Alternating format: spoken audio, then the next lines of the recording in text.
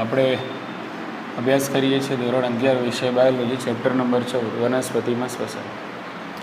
તો છેલ્લા લેક્ચરમાં આપણે અજારક શ્વસન એટલે કે આથવણ શું છે, એના કેટલા પ્રકારો છે અને કયું આથવણ ક્યાં થાય છે, કોની શું નીપજ છે, કઈ આથવણની પ્રક્રિયામાં કયા ઉત્સેચકોનો ઉપયોગ થાય છે, આટલું આપણે અભ્યાસ કર્યો. બરાબર. અને એમાં આપણે એ પણ જોયું કે અજારક શ્વસનની અંદર ગ્લુકોઝનું સંપૂર્ણ નહીં પણ અપૂર્ણ ઓક્સિડેશન થાય છે.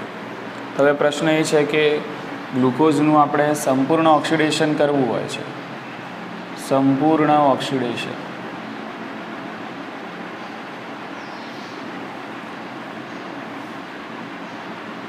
તો ગ્લુકોઝનું સંપૂર્ણ ઓક્સિડેશન કરતી પ્રક્રિયા કોઈ ખરી? તો જવાબ છે હા. ગ્લુકોઝનું સંપૂર્ણ ઓક્સિડેશન થઈ શકે છે, પણ એના માટે જરૂરી છે કેવું શ્વસન? જારક શ્વસન. તો જારક શ્વસનમાં ગ્લુકોઝનું સંપૂર્ણ ઓક્સિડેશન થશે.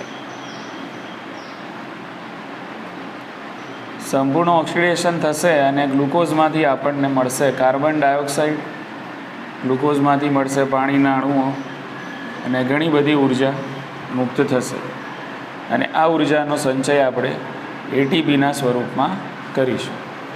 બરાબર.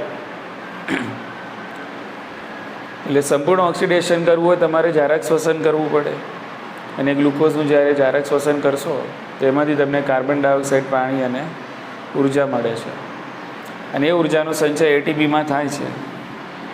જારક શ્વસનથી અહીંયા મતલબ છે કે O2ની હાજરી જરૂરી છે, O2ની હાજરી જરૂરી છે. એટલે ઓક્સિજનની હાજરીમાં ગ્લુકોઝનું સંપૂર્ણ ઓક્સિડેશન થાય છે અને આપણને આ નીપજ મળે છે, અને છેલ્લે એમાંથી આપણને એટીપી મળે છે. હવે વાત એ છે કે જારક શ્વસન છે મોટાભાગે કયા સજીવોમાં થાય છે? તો છેલ્લા લેક્ચરમાં આપણે ભણી ગયા કે ભાઈ ઉચ્ચ કક્ષાના સજીવોમાં, ઉચ્ચ કક્ષાના સજીવોમાં જારક શ્વસન આપણને જોવા મળે છે, અને એમાં પણ સુકોષ કેન્દ્રી સજીવો, સુકોષ કેન્દ્રી. હવે જારક શ્વસન ક્યાં થાય છે? મતલબ કે તમારે ગ્લુકોઝનું સંપૂર્ણ ઓક્સિડેશન કરવું હોય, બરાબર, તો એ ક્યાં થશે? તો ગ્લુકોઝનું સંપૂર્ણ ઓક્સિડેશન કરવું હોય તો જારક શ્વસનનું સ્થાન કણાભ સૂત્ર છે, કણાભ સૂત્ર. આના પહેલાં આપણે જે પ્રક્રિયા ભણ્યા એ હતી ગ્લાયકોલિસિસ. ક્યાં થતી હતી કહો? ગ્લાયકોલિસિસ કોષરસમાં થતી હતી. પણ જારક શ્વસન જો કરવું હોય તો એ ક્યાં થશે? કણાભ સૂત્રમાં. અને એટલા માટે જ કહેવાય છે કે ભાઈ જારક શ્વસનનું સ્થાન એટલે કે કણાભ સૂત્ર. આટલી ખબર પડી ગઈ? બરાબર ને? ઓકે, ચલો વધીએ આગળ. હવે જારક શ્વસન આપણે કરવું છે તો તમે જે ગ્લુકોઝનો અણુ હતો એનું કોષરસમાં પાયરુવિક એસિડના 3 કાર્બન ધરાવતા 2 અણુઓમાં રૂપાંતરણ કર્યું. આ પ્રક્રિયાને તમે કીધું ગ્લાયકોલિસિસ. બરાબર ને? આને ગ્લાયકોલિસિસ કીધું. અને આ પ્રક્રિયા ક્યાં થઈ? કોષરસમાં. હવે પાયરુવિક એસિડનું આગળ તમારે શું કરવું છે? સંપૂર્ણ ઓક્સિડેશન. એટલે આને તમારે એટલે કે જારક શ્વસન કરવું છે તો પાયરુવિક એસિડને તમારે હવે ક્યાં લઈ જવા પડશે? કણાભ સૂત્રમાં લઈ જવા પડશે. બરાબર ને? ઓકે. અને બીજું એક મગજમાં અહીંયા યાદ રાખવાનું કે એક પાયરુવિક એસિડનું સંપૂર્ણ ઓક્સિડેશન ત્યારે જ થયું કહેવાય જ્યારે તેમાંથી કાર્બન ડાયોક્સાઇડના કેટલા અણુઓ છૂટા પડે? 2. સોરી, એક પાયરુવિક એસિડનું સંપૂર્ણ ઓક્સિડેશન ત્યારે થયું કહેવાય જ્યારે કાર્બન ડાયોક્સાઇડના કેટલા? 3 અણુઓ એમાંથી છૂટા પડે. એટલે આપણે જોયું હતું જેટલા કાર્બન હોય એટલા જ કાર્બન ડાયોક્સાઇડ મળવા જોઈએ. એટલે એક પાયરુવિક એસિડમાં 3 કાર્બન હોય તો આપણને 3 CO2 મળે. એનો મતલબ એમ કે એનું સંપૂર્ણ ઓક્સિડેશન થઈ ગયું. બરાબર ને? ઓકે. એટલે અહીંયા 2 પાયરુવિક એસિડ છે તો કેટલા CO2 મળવા જોઈએ? 6. જો 6 CO2 મળી ગયા આપણને એટલે 2 પાયરુવિક એસિડનું સંપૂર્ણ ઓક્સિડેશન થઈ ગયું કહેવાય, અને 1 ગ્લુકોઝનું થઈ ગયું કહેવાય. કારણ કે 2 પાયરુવિક એસિડ અસલમાં શામાંથી મળ્યા છે? ગ્લુકોઝમાંથી મળ્યા છે. ખ્યાલ આવી ગયો? ચલો હવે આ બે પાયરુવિક એસિડ છે, એ બે પાયરુવિક એસિડને તમે લઈ ગયા કણાભ સૂત્રમાં. પાયરુવિક એસિડ ગયા કણાભ સૂત્રમાં. હવે કણાભ સૂત્રમાં પાયરુવિક એસિડ સાથે શું થાય છે, બરાબર, એ જોઈ લઈએ. તો જ્યારે કણાભ સૂત્રમાં પાયરુવિક એસિડ જશે તો ઓબ્વિયસ છે કણાભ સૂત્રમાં લઈ જવાનો આપણો એક મકસદ છે, આપણો એક હેતુ છે, અને એ હેતુ શું છે, જારક શ્વસન. એટલા માટે આપણે પાયરુવિક એસિડને લઈ ગયા કણાભ સૂત્રમાં. હવે કણાભ સૂત્રમાં જઈને પાયરુવિક એસિડ સાથે શું થશે, તો પાયરુવિક એસિડમાંથી શું થશે, હાઇડ્રોજનના પરમાણુઓ દૂર થશે, પરમાણુઓ દૂર થશે. એટલે કે હાઇડ્રોજનના જે અણુઓ છે એ ક્રમ અનુસાર પાયરુવિક એસિડમાંથી દૂર થતા જશે. અને બીજું, પાયરુવિક એસિડમાંથી છૂટું પડીને તમને મળતા જશે કાર્બન ડાયોક્સાઇડ. શું મળતા જશે, કાર્બન ડાયોક્સાઇડ. બોલો, ખ્યાલ આવી ગયો? ઓકે. તો એક તો આ પ્રક્રિયા થશે કણાભ સૂત્રમાં, અને આ પ્રક્રિયા માટે ઓક્સિજનની હાજરી જરૂરી છે. બીજું શું થશે ધ્યાન રાખો, તો હાઇડ્રોજનના અણુઓ જે દૂર થતા હશે, બરાબર, 2H+, એ રીતે દૂર થશે હાઇડ્રોજન, બરાબર. એની સાથે સાથે સંલગ્ન ઇલેક્ટ્રોનના અણુઓ પર શું થતા હશે, દૂર થતા હશે. અને આ ઇલેક્ટ્રોન ગતિ કરશે ઓક્સિજન તરફ. કોની તરફ, ઓક્સિજન તરફ. અને ઇલેક્ટ્રોન જ્યારે ઓક્સિજન તરફ ગતિ કરતા હશે તો એ વખતે એમાંથી મુક્ત થશે ઉર્જા. અને આ ઉર્જા મુક્ત થશે તો એ સમયે તમારે બનાવી દેવાના છે એટીપી. એટલે એ સમયે એટીપીનું થઈ જશે સંશ્લેષણ. બોલો, ઉતરી ગઈ મગજમાં વાત? એટલે આ બે પ્રક્રિયાઓ થશે પાયરુવિક એસિડ સાથે. ક્યાં? કણાભ સૂત્રમાં. આટલી ખબર પડી? કણાભ સૂત્રમાં પાયરુવિક ગ્લાયકોલિસિસ દરમિયાન બનેલા પાયરુવિક એસિડને કણાભ સૂત્રમાં તમે લઈ ગયા, પછી કણાભ સૂત્રમાં પાયરુવિક એસિડમાંથી હાઇડ્રોજનના અણુઓ એક પછી એક શું થશે, દૂર થશે. અને એમાંથી તમને પાયરુવિક એસિડમાંથી છૂટા પડીને મળશે કાર્બન ડાયોક્સાઇડ. તો આવી રીતે એક પાયરુવિક એસિડનું સંપૂર્ણ ઓક્સિડેશન થાય તો તમને કેટલા મળવા જોઈએ, 3 કાર્બન ડાયોક્સાઇડ મળવા જોઈએ. ચલો, હાઇડ્રોજનના અણુઓ દૂર થતા હશે, એની સાથે સાથે ઇલેક્ટ્રોન પણ દૂર થશે. અને આ ઇલેક્ટ્રોન પછી ક્યાં ગતિ કરશે, ઓક્સિજન તરફ ગતિ કરશે. અને ઓક્સિજન તરફ ગતિ કરશે એ વખતે ઉર્જા મુક્ત થશે, અને એ ઉર્જાનો ઉપયોગ કરીને તમારે એટીપીનું સંશ્લેષણ કરવાનું છે. આટલી ખબર પડી ગઈ કે આ બંને પ્રક્રિયાઓ કણાભ સૂત્રમાં થશે. બંને પ્રક્રિયા માટે ઓક્સિજનની હાજરી જરૂરી છે. આ બંને પ્રક્રિયાઓને જારક શ્વસન કહેવાય છે. ક્લિયર? હવે આને ટાઇટલ આપી દઈએ. આ બે પ્રક્રિયાઓ કઈ છે, તો આ પહેલા નંબરની જે પ્રક્રિયા છે એને આપણે કહીએ છીએ ક્રેબ્સ ચક્ર. એને આપણે કહીશું ક્રેબ્સ ચક્ર. અને આ બીજા નંબરની પ્રક્રિયા છે, આ પ્રક્રિયા, બરાબર, એને કહેવાય ઓક્સિડેટિવ ફોસ્ફોરીકરણ. આને કહેવાય છે ઓક્સિડેટિવ ફોસ્ફોરીકરણ. ફોસ્ફોરીકરણ. બોલો, ખ્યાલ આવી ગયો? કે એટલે આપણે હવે ભણવાનું શું, ક્રેબ્સ ચક્ર, અને એના પછી ભણીશું ઓક્સિડેટિવ ફોસ્ફોરીકરણ. પણ રસપ્રદ અને મજાની વાત એ છે કે ક્રેબ્સ ચક્ર અને ઓક્સિડેટિવ ફોસ્ફોરીકરણ ખબર પડી ગઈ આપણને કે ક્યાં થાય છે, કણાભ સૂત્રમાં થાય છે. પણ એક નાનકડો ટ્વિસ્ટ છે. એના માટે આપણે પહેલાં કણાભ સૂત્રની રચનાને યાદ કરી લઈએ. તો કણાભ સૂત્રની રચનામાં આપણે જોયું હતું કે બેવડા પટલમય રચના છે. બાહ્ય પટલ છે અને આ અંતઃપટલ છે, બરાબર કે. અને અંતઃપટલની અંદર આ છે કણાભ સૂત્રનું આધારક, બરાબર. આને આપણે કહીએ છીએ બાહ્ય પટલ. આ છે કણાભ સૂત્રનું અંતઃપટલ.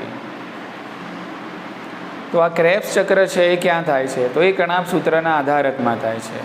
જ્યારે ઓક્સિડેટિવ ફોસ્ફોરીકરણ ક્યાં થાય છે, તો કણાભ સૂત્રના અંતઃપટલ ઉપર થાય છે. એટલે આ બે પ્રક્રિયાઓના સ્થાન પણ આપણને ખબર પડી ગઈ. છે બંને જારક પ્રક્રિયાઓ. એટલે આ બંને જારક પ્રક્રિયાઓ થવાની તો ગણાપ સૂત્રમાં,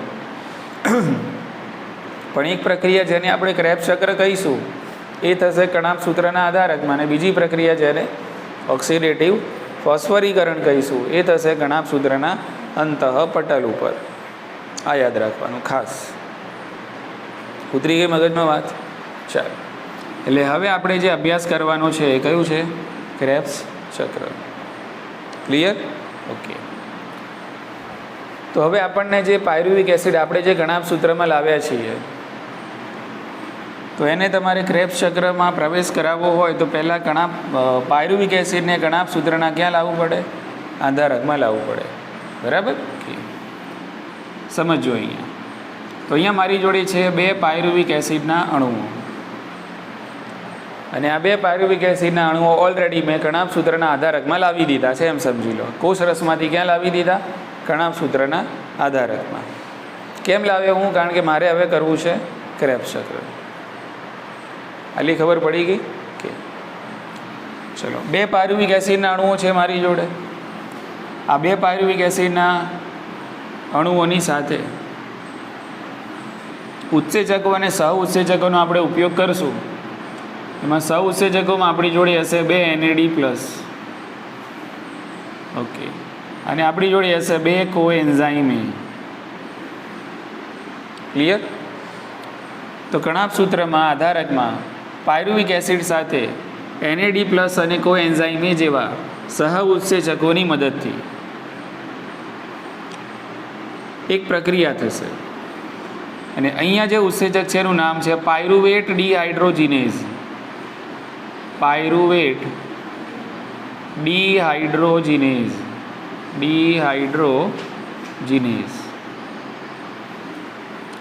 તો પાયરુવેટ ડિહાઇડ્રોજિનેઝ ઉત્સેચકની મદદથી આ પાયરુવિક એસિડ છે એનું થશે ઓક્સિડેટિવ ડીકાર્બોક્ઝાઇલેશન. શું થશે? ઓક્સિડેટિવ ડીકાર્બોક્ઝાઇલેશન. તો અહીંયા એ પ્રક્રિયા લખું છું જે પ્રક્રિયા થાય છે. અહીંયા થશે ઓક્સિડેટિવ ડીકાર્બોક્ઝાઇલેશન. ડીકાર્બોક્ઝાઇલેશન. આપણે ક્યાં છીએ કહો? કણાપ સૂત્રના આધારકમાં છીએ. બરાબર? એમાં આપણી જોડે હતા 2 પાયરુવિક એસિડ, અને આધારકની અંદર પાયરુવેટ ડિહાઇડ્રોજિનેઝ ઉત્સેચક અને NAD+ અને કોએન્ઝાઇમ એ જેવા સહ ઉત્સેચકોની મદદથી કઈ પ્રક્રિયા થાય છે? ઓક્સિડેટિવ ડીકાર્બોક્ઝાઇલેશન. બરાબર? કોનું થાય છે? Pyruvic acid. એટલે પાયરુવિક એસિડનું એક તો થશે ઓક્સિડેશન, અને પાયરુવિક એસિડનું એક તો થશે ડીકાર્બોક્ઝાઇલેશન. ઓક્સિડેશન થશે એટલે આમાંથી છૂટા પડવાના 2H+. શું થશે? 2H+. બરાબર? અને એ 2H+ છે છૂટા પડશે. સાથે સાથે ડીકાર્બોક્ઝાઇલેશન એટલે કાર્બન ડાયોક્સાઇડ પણ છૂટો પડશે. કાર્બોક્ઝાઇલેશન હોય તો શું કરવાનું? એડ કરવાનું. ડીકાર્બોક્ઝાઇલેશન હોય તો બહાર લાવવાનું. અને કેવું છે? ઓક્સિડેટિવ ડીકાર્બોક્ઝાઇલેશન. એટલે આ પ્રક્રિયામાં પણ ઓક્સિજનની હાજરી જરૂરી છે. ખ્યાલ આવી ગયો? ઓકે. હજુ ક્રેબ્સ ચક્ર શરૂ નથી થયું, ધ્યાન રાખો. આ ક્રેબ્સ ચક્ર શરૂ થયા પહેલાંની તૈયારી છે. શું છે? ક્રેબ્સ ચક્ર શરૂ થયા પહેલાંની આ તૈયારી છે. હજુ ક્રેબ્સ ચક્ર આપણે શરૂ કર્યું નથી. એટલે અહીંયા આ 2 પાયરુવિક એસિડ છે એના મળી જશે તમને 2 એસિટાઇલ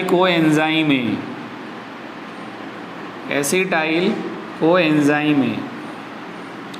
બીજું અહીંયા મળવાનું તમને 2 CO2, અને ત્રીજું તમને અહીંયા મળવાનું 2 NADH2. બોલો, ઉતરી મગજમાં વાત? આ પાયરુવિક એસિડમાંથી આનું ઓક્સિડેશન થયું એટલે આમાંથી નીકળ્યા હાઇડ્રોજન, એટલે 2H+ નીકળ્યા તો એ NAD સાથે જોડાઈ ગયા, એટલે NAD થઈ ગયું NADH2. ઉતરી ગઈ મગજમાં વાત? 2 પાયરુવિક એસિડ છે એટલે શું બનશે? 2 NADH2. ચલો, આમાંથી નીકળે છે કાર્બન ડાયોક્સાઇડ, એટલે દરેકમાંથી એક એટલે આપણને મળ્યા 2 કાર્બન ડાયોક્સાઇડ. હવે આ 3 કાર્બન ધરાવતો હતો પાયરુવિક એસિડ, એમાંથી એક કાર્બન ડાયોક્સાઇડ નીકળી ગયું, એટલે આમાં કેટલા કાર્બન થઈ ગયા? 2 કાર્બન. અને આ કોએન્ઝાઇમ એ 2 કાર્બન ધરાવતા અણુ સાથે જોડાઈ ગયો, એટલે એ બની ગયો એસિટાઇલ કોએન્ઝાઇમ એ. એટલે એસિટાઇલ કોએન્ઝાઇમ એમાં કેટલા કાર્બન છે? તો એસિટાઇલ કોએન્ઝાઇમ એમાં કેટલા હશે? 2 કાર્બન. એટલે પાયરુવિક એસિડનું શામાં રૂપાંતરણ થઈ ગયું? એસિટાઇલ કોએન્ઝાઇમ એમાં. બોલો, ઉતરી ગઈ મગજમાં વાત? પણ આ પ્રક્રિયામાં જે ઉત્સેચક છે નામ યાદ રાખજો ખાસ, પાયરુવેટ ડિહાઇડ્રોજિનેઝ. આવા જ બીજા ઉત્સેચકોના નામ આપણે હમણાં અજારક શ્વસનમાં ભણી ગયા, બરાબર ને? કે ભાઈ ઇથેનોલિક આથવણ, તો એમાં શું હતું? પાયરુવિક એસિડ ડી કાર્બોક્સાઇલેઝ, અને બીજું હતું ઇથેનોલ ડિહાઇડ્રોજિનેઝ. પછી લેક્ટિક એસિડમાં હતું લેક્ટેટ ડિહાઇડ્રોજિનેઝ, પણ આ શું છે? પાયરુવેટ ડિહાઇડ્રોજિનેઝ. એટલે આ ડિહાઇડ્રોજિનેઝ છે, મિક્સ થાય નહીં, ધ્યાન રાખજો, બરાબર? 3 ડિહાઇડ્રોજિનેઝ ભેગા થયા, બરાબર? અજારક શ્વસનમાં 2 આલ્કોહોલ ડિહાઇડ્રોજિનેઝ, અને લેક્ટિક એસિડમાં 1 લેક્ટેટ ડિહાઇડ્રોજિનેઝ, અને એક અહીંયા પાયરુવેટ ડિહાઇડ્રોજિનેઝ. એટલે ધ્યાન રાખવાનું. આટલી ખબર પડી ગઈ? ચલો, એટલે પાયરુવિક એસિડમાંથી ઓલરેડી આપણને એક CO2 તો મળી જ ગયો અહીંયા જ. હજુ તો આપણે ક્રેબ્સ ચક્રમાં પ્રવેશ કર્યો નથી. ચાલો, હવે ટાઇટલ આપી દઉં છું અહીંયા હું, ક્રેબ્સ ચક્ર. ક્રેબ્સ ચક્ર એટલે ક્રેબ્સ ચક્રમાં જે પ્રવેશ કરશે એ પાયરુવિક એસિડ નહીં કરે, પણ કોણ કરશે? એસિટાઇલ કોએન્ઝાઇમ એ. આ એક મુદ્દો ખાસ યાદ રાખવાનો છે. ક્રેબ્સ ચક્રમાં પાયરુવિક એસિડ પ્રવેશ નથી કરતું, પણ ક્રેબ્સ ચક્રમાં પ્રવેશ કરે છે 2 કાર્બન ધરાવતો ઘટક, જેનું નામ છે એસિટાઇલ કોએન્ઝાઇમ એ. એટલે ખબર એ પડી કે ક્રેબ્સ ચક્રમાં પ્રવેશ કરતાં પહેલાં પાયરુવિક એસિડનું શું થશે? ઓક્સિડેટિવ ડીકાર્બોક્સાઇલેશન, અને પાયરુવિક એસિડનું 2 કાર્બન ધરાવતા એસિટાઇલ કોએન્ઝાઇમ એમાં રૂપાંતર થશે, અને ત્યારબાદ એસિટાઇલ કોએન્ઝાઇમ એ ક્યાં પ્રવેશ કરે છે? ક્રેબ્સ ચક્રમાં પ્રવેશ કરે છે, બરાબર ને? ચલો, આના ઉપરથી એક બીજો સવાલ પણ પૂછાય છે કે ભાઈ ગ્લાયકોલિસિસ અને ક્રેબ્સ ચક્ર આ બંને વચ્ચે મધ્યસ્થી સંયોજન કયું બને છે? તો પણ જવાબ આપવાનો એસિટાઇલ કોએન્ઝાઇમ એ. બોલો, સમજી ગયા? હા કે ના? ગ્લુકોઝમાંથી 2 પાયરુવિક એસિડ બન્યા, તો આ તો કહેવાશે ગ્લાયકોલિસિસ, બરાબર ને? ચલો, હવે ગ્લાયકોલિસિસમાંથી તમે ક્યાં જવાના? ક્રેબ્સ ચક્રમાં. તો ગ્લાયકોલિસિસના અંતે તમને મળ્યું પાયરુવિક એસિડ, પણ પાયરુવિક એસિડ ક્રેબ્સ ચક્રમાં જાય છે? ના, જાય છે કોણ? એસિટાઇલ કોએન્ઝાઇમ એ. એટલે ક્રેબ્સ ચક્રમાં જતાં પહેલાં આ પાયરુવિક એસિડનું શામાં રૂપાંતરણ થઈ ગયું? એસિટાઇલ કોએન્ઝાઇમ એમાં. એટલે ગ્લાયકોલિસિસ અને ક્રેબ્સ ચક્ર વચ્ચેનું મધ્યસ્થી સંયોજન કયું કહેવાય? એસિટાઇલ કોએન્ઝાઇમ એ. એટલે આ સવાલ આવે છે. ઉતરી ગઈ મગજમાં વાત? અને આ સંયોજનમાં કેટલા? 2 કાર્બન રહેલા છે. ચલો, હવે ક્રેબ્સ ચક્ર તરફ આપણે પ્રયાણ કરીએ, બરાબર? કે પહેલી વાત તો એ કે આ ક્રેબ્સ ચક્રને ક્રેબ્સ ચક્ર કેમ કહેવાય છે? તો વૈજ્ઞાનિકનું નામ છે, બરાબર? કે હાન્સ ક્રેબ્સ. વૈજ્ઞાનિકનું નામ છે હાન્સ ક્રેબ્સ. તો હાન્સ ક્રેબ્સ નામના વૈજ્ઞાનિકે ઈસવીસન 1937માં આ ચયાપચયિક ચક્રની શોધ કરી, અને એના માટે એમણે 1953ની અંદર નોબેલ પ્રાઇઝ પણ એનાયત કરવામાં આવેલું છે. એટલે ક્રેબ્સ ચક્ર કેમ કહેવાય છે? મુદ્દો ક્લિયર. હાન્સ ક્રેબ્સ વૈજ્ઞાનિકનું નામ છે, એમણે 1937માં આની શોધ કરી હતી, ડિસ્કવર કર્યું હતું આને, બરાબર? કે બીજું, ક્રેબ્સ ચક્ર ક્યાં થાય છે? એ તો ઓલરેડી ક્લિયર થઈ ગયું, કણાભ સૂત્રના આધારકમાં. ક્યાં થાય છે? કણાભ સૂત્રના આધારકમાં. અને કેમ કણાભ સૂત્રના આધારકમાં થાય છે? તો એનો જવાબ પણ છે ક્રેબ્સ ચક્ર માટેના બધા જ ઉત્સેચકો ક્યાં આવેલા હોય છે? કણાભ સૂત્રના આધારકમાં, સિવાય કે એક. એ એક કયો છે એ પણ હું પછી તમને કહીશ, અત્યારે હાલ નથી કહેતો. આટલી ખબર પડી ગઈ? કે તો ક્રેબ્સ ચક્ર હાન્સ ક્રેબ્સના નામ ઉપરથી છે. બીજું ક્રેબ્સ ચક્રનું નામ, તો ક્રેબ્સ ચક્રને બીજું TCA ચક્ર પણ કહે છે. ક્રેબ્સ ચક્રને શું કહીશું? TCA ચક્ર. T for tri, C for carboxylic, C for carboxylic, અને A ફોર એસિડ. એટલે TCA ચક્ર એટલે કે ટ્રાય કાર્બોક્સિલિક એસિડ ચક્ર. હવે આને ટ્રાયકાર્બોક્સિલિક એસિડ ચક્ર કેમ કહેવાય છે એની વાત કરી લઉં. તો માની લો કે આ છે ક્રેબ્સ ચક્ર. હમણાં આપણે અહીંયા મોટું કરીને જોઈશું આને. આ ક્રેબ્સ ચક્ર છે. તો આ ક્રેબ્સ ચક્રમાં આપણે ફરશું એટલે આપણને વિવિધ પ્રકારના કાર્બનિક એસિડ મળશે. અને આ બધા જે કાર્બનિક એસિડ છે એ કાર્બનિક એસિડની અંદર દરેકમાં કાર્બોક્સિલ સમૂહની સંખ્યા કેટલી હશે? 3. કેટલી હશે? 3. દાખલા તરીકે અહીંયા આપણને પહેલું મળશે સાઇટ્રિક એસિડ. તો સાઇટ્રિક એસિડનું તમે રાસાયણિક બંધારણ જોશો તો એમાં COOHની સંખ્યા કેટલી હશે? 3. એટલે અહીંયા આપણને જે બધા એસિડ મળશે એ બધામાં COOHની સંખ્યા કેટલી હશે? 3. બરાબર. તો આ પ્રકારના એસિડ આ ચક્રમાં તમને મળે છે અને એટલા માટે આ ચક્રને ટ્રાય કાર્બોક્સિલિક એસિડ ચક્ર પણ કહે છે. ક્લિયર? ઓકે. ત્રીજું, આ ચક્રને સાઇટ્રિક એસિડ ચક્ર પણ કહે છે. આ ચક્રને કહીશું આપણે સાઇટ્રિક એસિડ ચક્ર. સાઇટ્રિક એસિડ ચક્ર કેમ કહેવાય છે? કારણ કે ક્રેબ્સ ચક્રમાં જ્યારે આપણે પ્રવેશ કરશું તો પહેલી બનતી જે નિપજ છે એ 6 કાર્બનવાળી શું હશે? Citric acid. એટલે પહેલાં સાઇટ્રિક એસિડ એટલે કે આ ચક્રમાં સૌથી પહેલી જે નિપજ મળે છે એનું નામ છે સાઇટ્રિક એસિડ અને એટલા માટે આ ચક્રને સાઇટ્રિક એસિડ ચક્ર પણ કહે છે. એટલે ક્રેબ્સ ચક્રના આટલા નામ યાદ રાખવાના. હાન્સ ક્રેબ એટલે કે ક્રેબ્સ ચક્ર તો પોતે છે જ, બીજું TCA ચક્ર પણ કહેવાય અને ત્રીજું સાઇટ્રિક એસિડ ચક્ર પણ કહેવાય. ક્રેબ્સ ચક્ર કેમ કહેવાય? ક્લિયર થઈ ગયું. TCA ચક્ર કેમ કહેવાય અને સાઇટ્રિક એસિડ ચક્ર કેમ કહેવાય? આટલી ખબર પડી ગઈ. બરાબર. ઓકે. ક્યાં છીએ આપણે? કણાભ સૂત્રના આધારકમાં છીએ અને ત્યાં થાય છે ક્રેબ્સ ચક્ર. કેમ થાય છે? કારણ કે બધા જ ઉત્સેચકો ક્રેબ્સ ચક્રના કણાભ સૂત્રમાં આવેલા હોય છે, કારણ કે આખી ઉત્સેચકીય પ્રક્રિયા છે. ચલો હવે ચક્ર છે એની શરૂઆત કરીએ. હવે એમાં એન્ટ્રી મરાવવાની છે કોની? આપણે એસિટાઇલ કોએન્ઝાઇમની. બરાબર. સમજવાનો પ્રયત્ન કરજો અહીંયા.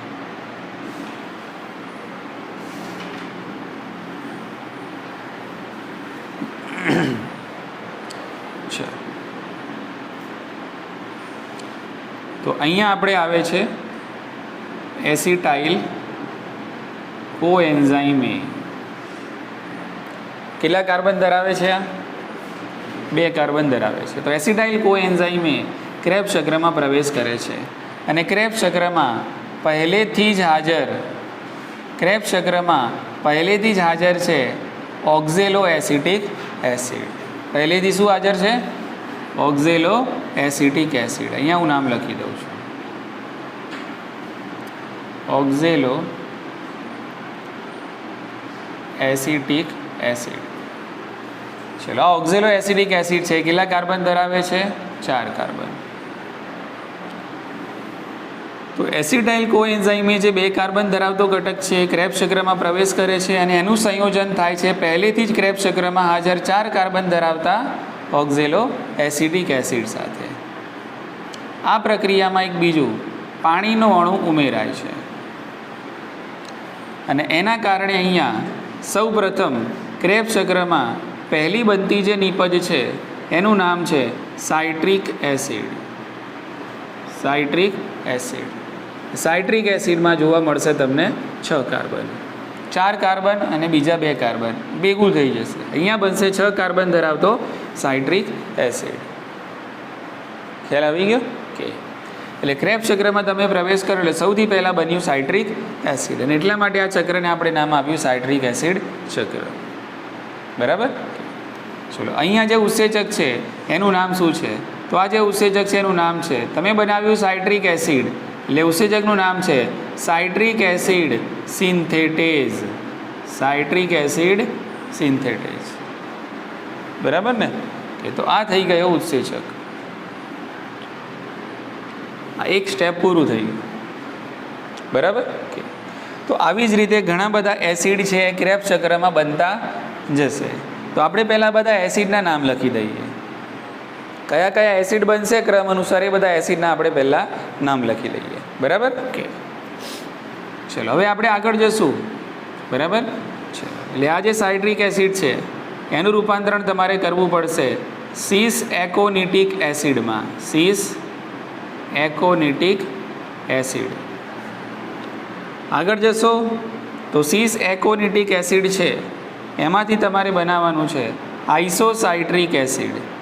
આઇસોસાઇટ્રિક એસિડ. આઇસોસાઇટ્રિક એસિડમાંથી તમે આગળ જશો, બરાબર. એટલે અહીંયા તમને મળશે ઓક્ઝેલો સક્સિનિક એસિડ. ઓક્ઝેલો સક્સિનિક એસિડ. ઓક્ઝેલો સક્સિનિક એસિડમાંથી તમે આગળ જશો એટલે અહીંયા તમને મળશે alpha keto glutaric acid. Alpha keto glutaric acid. Alpha keto glutaric એસિડમાંથી તમને અહીંયા મળશે સક્સિનિક એસિડ.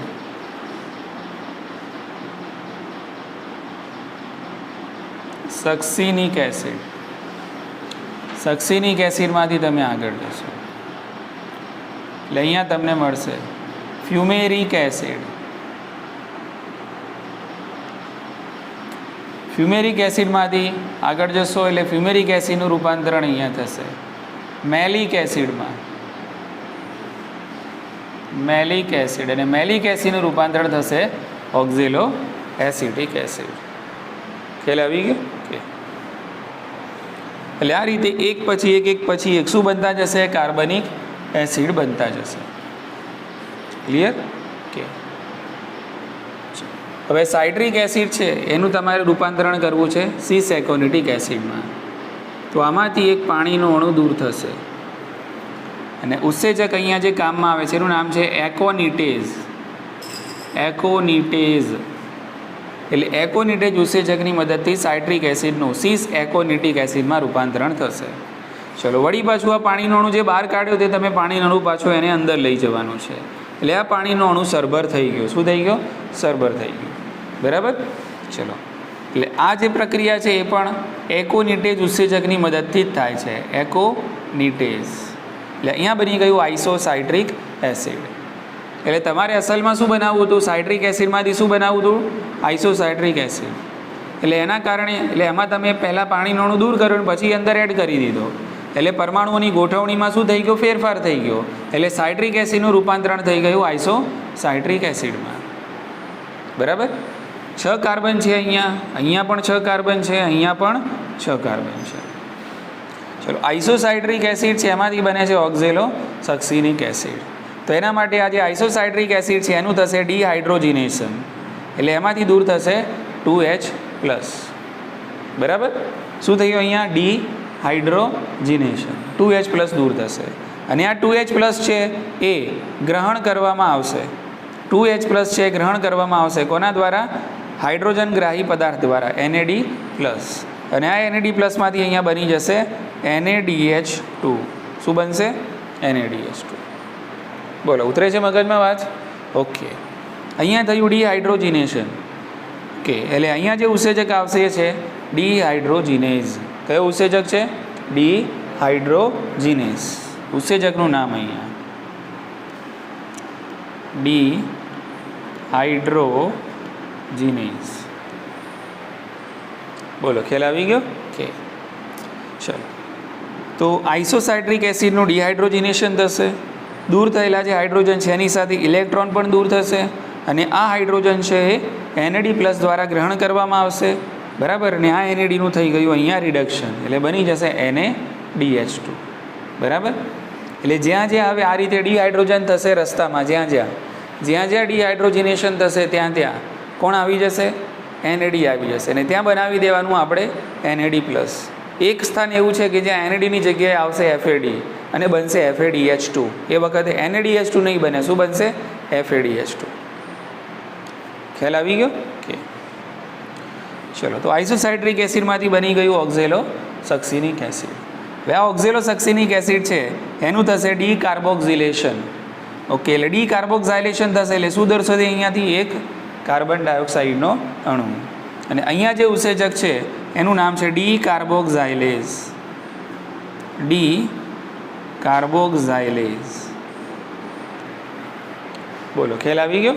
કે ડી કાર્બોક્સાઇલેજ એટલે 1 કાર્બન ડાયોક્સાઇડ દૂર થયો. આમાં પણ હતા કેટલા કાર્બન? 6 કાર્બન. હવે ઓક્ઝેલો સક્સિનિક એસિડમાંથી 1 કાર્બન ડાયોક્સાઇડ દૂર થાય છે એટલે ઓબ્વિયસ હવે જે તમને એસિડ મળવાનું એમાં કેટલા હશે? 5 કાર્બન. બરાબર, ઓકે. એટલે હવે તમને અહીંયા મળે છે 5 કાર્બનવાળો આલ્ફા કીટો ગ્લુટેરિક એસિડ. આટલી ખબર પડી ગઈ કે આ પ્રક્રિયા થઈ એ શું કહેવાશે? ડી કાર્બોક્સાઇલેશન. એટલે 1 કાર્બન ડાયોક્સાઇડ અહીંયાથી દૂર થયો. ચલો, 5 કાર્બન ધરાવતા આલ્ફા કીટો ગ્લુટેરિક એસિડ છે એનું રૂપાંતરણ થશે હવે સક્સિનિક એસિડમાં. બરાબર, ઓકે. પણ એમાં રૂપાંતરણ થતાં પહેલાં કેટલી પ્રક્રિયા થાય છે એ ધ્યાન રાખો. તો આ જે આલ્ફા કીટો ગ્લુટેરિક એસિડ છે એનું થશે અહીંયા ડીહાઇડ્રોજીનેશન. એટલે એમાંથી દૂર થશે 2H+. શું થશે? ડીહાઇડ્રોજીનેશન. એટલે અહીંયા શું દૂર થશે? 2H+. બરાબર, ઓકે. હવે આ 2H+ મેં તમને કીધું એ પ્રમાણે ગ્રહણ કરવામાં આવશે કોના દ્વારા? NAD+ દ્વારા. NAD+. અને અહીંયા બની જશે શું? NaDH2. ખ્યાલ આવી ગયો? ચાલો, બીજું અહીંયાથી દૂર થશે કાર્બન ડાયોક્સાઇડ. બરાબર, ઓકે. ચાલો, તો હવે જે બનશે હવે જે કાર્બનિક એસિડ બનશે એમાં કેટલા કાર્બન થવાના? 4. એટલે 1 કાર્બન ડાયોક્સાઇડ અહીંયા દૂર થયો. બરાબર, એટલે અહીંયા થયું ડી કાર્બોક્સિલેશન. બરાબર, ઓકે. પણ અહીંયા એક જ ઉત્સેચક છે એનો ઉપયોગ થતો હોય છે જેનું નામ છે ડીહાઇડ્રોજીનેઝ. શું નામ છે? ડીહાઇડ્રોજીનેઝ. બરાબર, ઓકે. ત્રીજું શું થાય છે અહીંયા ધ્યાન રાખો. તો આ પ્રક્રિયાની અંદર જીટીપી છે એનું જીડીપીમાં રૂપાંતરણ થાય છે. જીટીપી એટલે ગ્વાનોસિન ટ્રાયફોસ્ફેટ. જે રીતે આપણે કહીએ છીએ ને એટીપી, એડિનોસાઇન ટ્રાયફોસ્ફેટ, એ રીતે એડિનોસાઇનની જગ્યાએ બોલવાનું છે ગ્વાનોસાઇન. શું બોલવાનું? ગ્વાનોસાઇન. તો ગ્વાનોસાઇન ટ્રાયફોસ્ફેટનું ગ્વાનોસાઇન ડાયફોસ્ફેટમાં રૂપાંતરણ થાય છે અને એના કારણે અહીંયા એડીપી છે એમાંથી બની જાય છે એટીપી. શું બનશે? એટીપી. જીટીપીમાંથી જીડીપી બનાવવાનો છે એટલે આમાંથી છૂટો પડવાનો ફોસ્ફેટ અને એ ફોસ્ફેટનો ઉપયોગ કોણ કરશે? એડીપી. અને એ એડીપી ફોસ્ફેટનો ઉપયોગ કરીને શામાં રૂપાંતરણ પામશે? એટીપીમાં. એટલે જીટીપીને તોડવાનું છે અને એટીપીને બનાવવાનું છે. એટલે અહીંયા એક એટીપીનું નિર્માણ થયું. બોલો, ખ્યાલ આવી ગયો? એટલે આલ્ફા કીટો ગ્લુટેરિક એસિડમાંથી પછી બની જશે સક્સિનિક એસિડ. શું થયું? ખ્યાલ આવી ગયો ને? પહેલાં શું થયું? ડીહાઇડ્રોજીનેશન. ડીહાઇડ્રોજીનેશન પછી ડી કાર્બોક્સિલેશન. કાર્બન ડાયોક્સાઇડ દૂર થાય છે. અને બીજું જીટીપીનું જીડીપીમાં રૂપાંતરણ થાય છે. તે વખતે એડીપીનું એટીપીમાં રૂપાંતરણ થઈને એક એટીપીનું સંશ્લેષણ થાય છે. આટલી ખબર પડી ગઈ? ઓકે. હવે આ જે સ્ટેપ્સ છે આની વચ્ચે એક મધ્યસ્થી સંયોજન બને છે. એની ચર્ચા હું પછી કરીશ. અત્યારે રૂટીનમાં આપણે ક્રેબ્સ ચક્ર છે એ ભણી લઈએ પહેલાં. બરાબર, કે અહીંયા એક મધ્યસ્થી સંયોજન બને છે જેનું નામ છે સક્સિનિલ કોએન્ઝાઇમ એ. વચ્ચે શું બને છે? સક્સિનિલ કોએન્ઝાઇમ એ. બરાબર, એટલે આલ્ફા કીટો ગ્લુટેરિક એસિડમાંથી પહેલાં બનશે સક્સિનિલ કોએન્ઝાઇમ એ અને એ સક્સિનિલ કોએન્ઝાઇમ એમાં બી પછી બનશે સક્સિનિક એસિડ. એટલે અહીંયા આ પ્રક્રિયામાં 2 ઉત્સેચકોનો ઉપયોગ થતો હોય છે. એક ડીહાઇડ્રોજીનેઝ અને બીજો જે ઉત્સેચક છે એ છે સક્સિનિલ કોએન્ઝાઇમ એ સિન્થેટેઝ. બરાબર, ઓકે. એટલે એ ચરણ આપણે પછી તમને હું લખાઈશ, પણ અત્યારે રૂટીનમાં આટલું યાદ રાખો. આ રૂટીન છે. બરાબર, કે ચલો હવે પછી આપણને ક્રેબ્સ ચક્રમાં શું મળ્યું? સક્સિનિક એસિડ. હવે આમાં કેટલા કાર્બન થઈ જશે? 4 કાર્બન. બરાબર, ચલો. હવે આ જે સક્સિનિક એસિડ છે એનું પણ થશે ડીહાઇડ્રોજીનેશન. એટલે અહીંયાથી દૂર થવાના 2H+. અને 2H+ દૂર થશે. બરાબર, ઓકે. હવે અહીંયા હાઇડ્રોજન ગ્રાહી પદાર્થ તરીકે NAD+ નહીં આવે પણ કોણ આવશે? FAD+. કે એટલે અહીંયા FAD+ નું રૂપાંતરણ થઈ જશે FADH2. દરેક જગ્યાએ કોણ આવતું હતું? NAD આવતું હતું, પણ આ જગ્યાએ કોણ આવશે? FAD આવશે અને FADનું FADH2ની અંદર રૂપાંતરણ થઈ જશે. ખ્યાલ આવી ગયો? કે હવે અહીંયા જે ઉત્સેચક છે એનું નામ શું છે? તેનું નામ છે સક્સિનિક એસિડ અથવા તો તમે કહી શકો સક્સિનેટ ડિહાઇડ્રોજીનેઝ. ડિહાઇડ્રોજીનેઝ. બોલો ખ્યાલ આવી ગયો કે? તો આ સ્ટેપ એવું છે કે જ્યાંથી નીકળતા હાઇડ્રોજન છે એને ગ્રહણ કરવા માટે અહીંયા NAD નથી પણ અહીંયા શું છે? FAD છે. એટલે આ જગ્યાએ બને છે FADH2.